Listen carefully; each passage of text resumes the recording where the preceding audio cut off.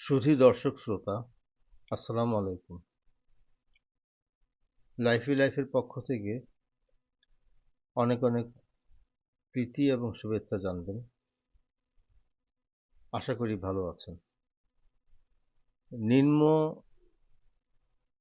অথবা মধ্য অথবা উচ্চবিত্ত সব পরিবারেরই বাচ্চাদের শিক্ষার শুরু হয় প্রায় একই রকম ভাবে। কেউ একটু ভালো স্কুলে, কেউ একটু মধ্যম স্কুলে, মানে মধ্যম মানের স্কুলে, কেউ বা সরাসরি সরকারি প্রাইমারি স্কুলে তাদের শিক্ষা জীবন শুরু করে। পার্থক্য এটুকুই, এই শুরুটা প্রায় একই। কেউ প্লে নার্সারি হয়ে বড় ক্লাসে আসে, কেউ বা সরাসরি ক্লাস 1 দিয়েই শুরু করে।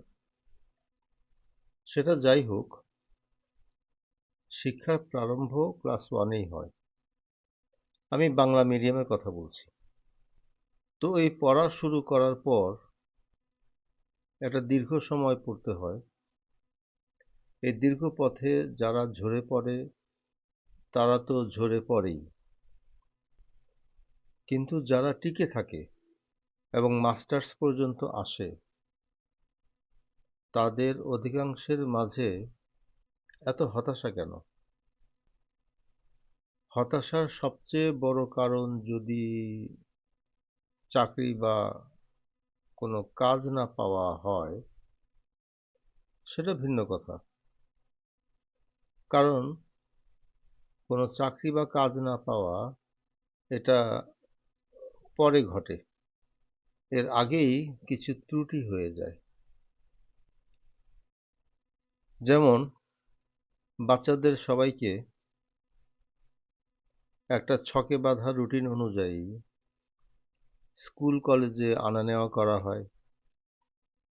সাধ্য এবং সামর্থ্য অনুযায়ী খাবার দাবার থেকে শুরু করে সব ধরনের সাপোর্ট দেওয়া হয়, তাদের সঙ্গ দেওয়া হয়,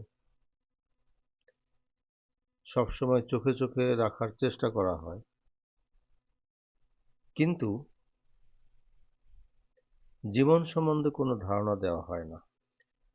বাস্তব যে কত কঠিন সে কথা বলা হয় না। মাটির পৃথিবীর নির্মমতার কথা,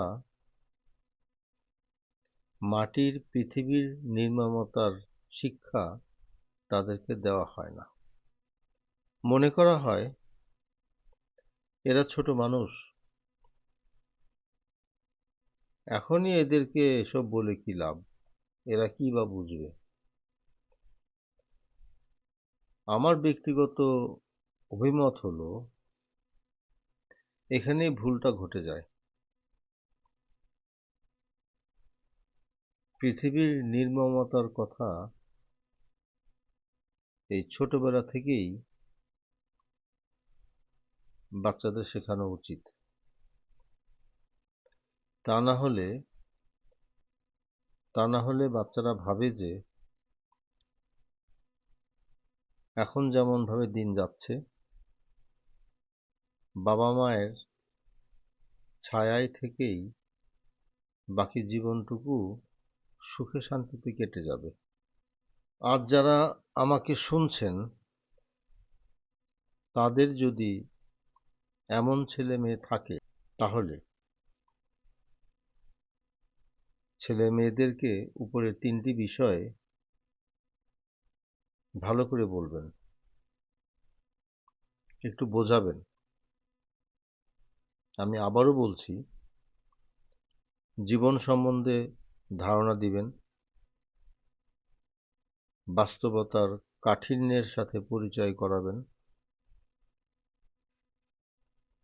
পৃথিবী নরম মাটির তৈরি হলেও সে যে ভীষণ রকম স্বার্থপর এটা তাদের মাথায় ঢুকাবেন। মনে রাখবেন, আমাদের সামনের দিনগুলো আরো কঠিন থেকে কঠিনতর হয়ে আসছে। সেই সময়ের জন্য আমাদেরকেও প্রস্তুত হতে হবে এবং আমাদের বাচ্চাদেরকেও যথোপযুক্তভাবে তৈরি করতে হবে।